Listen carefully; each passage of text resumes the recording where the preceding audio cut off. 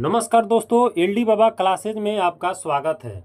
दोस्तों, आज की क्लास में हम बीपीएससी टीआरई 3 टीचर वैकेंसी 2024 के लिए जीके जीएस का कुछ इम्पोर्टेंट क्वेश्चन लेकर आए हैं, जिसे आप ध्यानपूर्वक देखिएगा, सुनिएगा और समझिएगा, ताकि आगामी बीपीएससी टीआरई 3 परीक्षा में आप लोग के लिए उपयोगी साबित हो। तो हम क्वेश्चन शुरू करते हैं। मथिकेटन 16 राष्ट्रीय उद्यान हाथियों के लिए लोकप्रिय है, वो कहाँ है? तो वो केरल में है। कहाँ है? केरल में है। अगला क्वेश्चन है कि आंध्र प्रदेश का राज पशु कौन सा है? तो आंध्र प्रदेश का राज पशु जो है वो काला हिरण है। कौन है? काला हिरण है। अगला क्वेश्चन है कि राष्ट्रीय कबीर सम्मान किस क्षेत्र के सम्मानित किया जाता है? किस क्षेत्र के लिए सम्मानित किया जाता है? तो कविता के लिए। किसके लिए? कविता के लिए।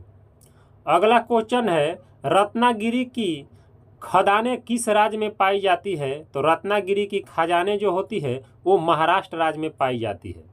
अगला क्वेश्चन है कि उत्तराखंड में निम्नलिखित में से कौन सा प्रसिद्ध मंदिर है? तो वो है बद्रीनाथ मंदिर। कौन है? बद्रीनाथ मंदिर। आप लोग ने सुना होगा। अगला क्वेश्चन है मोरमुगांव बंदरगाह में है, क्या है भाई? तो वो गोवा है। गोवा जो है मोरमुगांव बंदरगाह में है। अगला क्वेश्चन है कि सूरजकुंड शिल्प मेला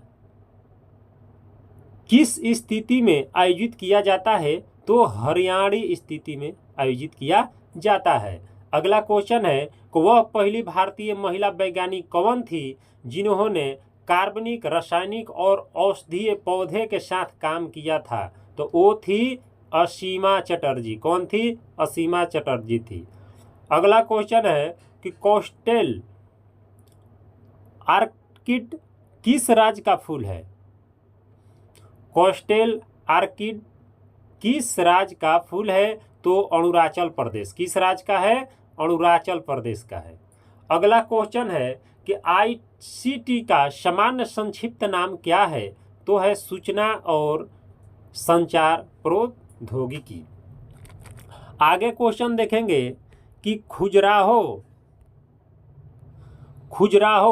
स्मारकों के समूह में पाया जा सकता है क्या? तो मध्य प्रदेश। अगला क्वेश्चन है कि अरब सागर में कौन सी नदी बहती है? तो अरब सागर में महानदी बहती है। कौन नदी बहती है? महानदी बहती है।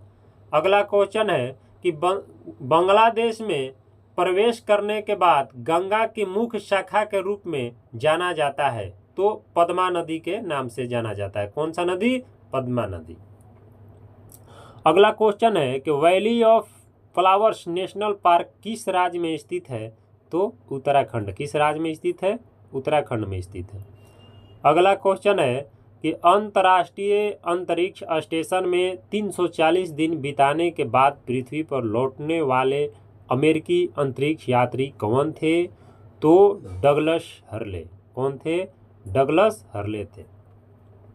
अगला क्वेश्चन है कि नई संस्था जो अब भारत के योजना आयोग का गठन करने के लिए भूमिका निभा रही है, उसका नाम क्या है? तो नीति आयोग नाम है। क्या नाम है? नीति आयोग नाम है। अगला क्वेश्चन है कि अंतर्राष्ट्रीय महिला दिवस हर साल मार्च में मनाया जाता है। कब? तो 8 मार्च को मनाया जाता है। अगला क्वेश्चन है कि 1925 में किसके द्वारा काकोरी ट्रेन डकैती का आयोजन किया गया था? तो हिंदुस्तान रिपब्लिकन एसोसिएशन के द्वारा। किसके द्वारा? Hindustan Republican association. Hindustan Republican association. अगला क्वेश्चन है जम्मू और कश्मीर में बागलीहार बांध किस नदी पर बनाया गया है? तो चिनाब नदी पर। किस नदी पर?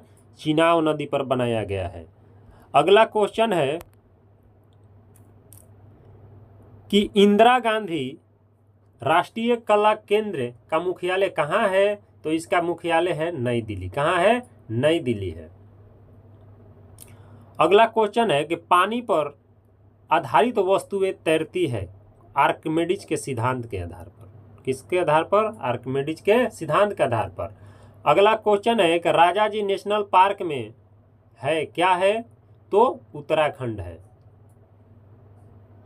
अगला क्वेश्चन है कि Indian railway institute of civil engineering स्थित कहाँ है? तो पुणे में है। कहाँ है? पुणे में है। आगे क्वेश्चन देख, नंद वंश की स्थापना कौन किया?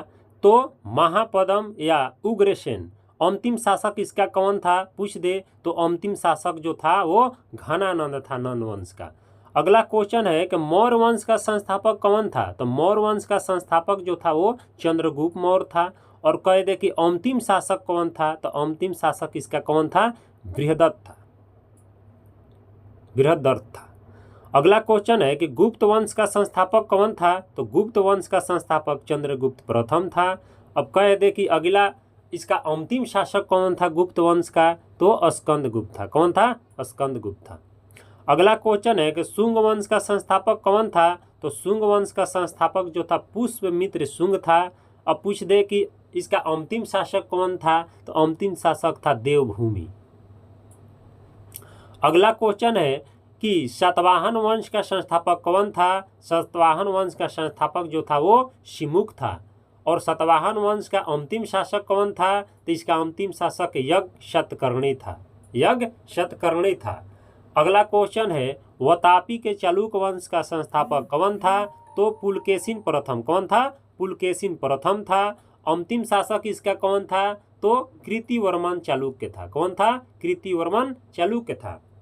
अगला क्वेश्चन है कि चोल वंश का संस्थापक कौन था? तो चोल वंश का संस्थापक जो था वो विजयालय था। और कह दे कि इसका अंतिम शासक कौन था?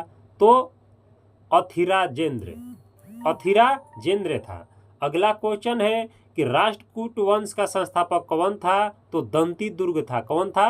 दंती दुर्ग था। अब पूछ दे कि राष्ट्रकूट जो वंश है इसकी अंतिम शासक कौन था? तो इंद्र चतुर्थ था। कौन था? इंद्र चतुर्थ था,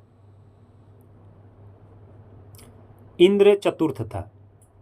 अगला क्वेश्चन है कि सोलंकी वंश का संस्थापक कौन था? तो सोलंकी वंश का संस्थापक कौन जो था? मूलराज प्रथम था।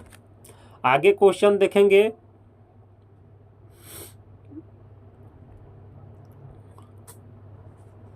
कि गुलाम वंश का संस्थापक कौन था? तो गुलाम वंश का संस्थापक जो था कुतुबुद्दीन ऐबक था। और पूछ दे कि अंतिम शासक कौन था? तो अंतिम शासक जो था मौजुद्दीन कैकाबाद था। अगला क्वेश्चन है कि खिलजी वंश का संस्थापक कौन था? तो खिलजी वंश का संस्थापक जलालुद्दीन था, जलालुद्दीन था। और अंतिम शासक कौन था? तो खुसरो खान था। कौन था? खुसरो खान। अगला क्वेश्चन है कि तुगलक वंश का संस्थापक कौन था? तो गियासुद्दीन तुगलक था। और अंतिम शासक कौन था? तो फिरोज शाह तुगलक था। कौन था? फिरोज शाह तुगलक था।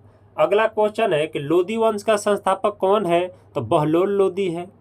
और अंतिम शासक कौन है? तो इब्राहिम लोदी है। अगला क्वेश्चन है कि मुगल वंश का संस्थापक कौन था? तो बाबर था। अंतिम शासक कौन था? तो बहादुर शाह द्वितीय था। तो आज के क्वेश्चन पर हम इतना ही समाप्त करते हैं। धन्यवाद।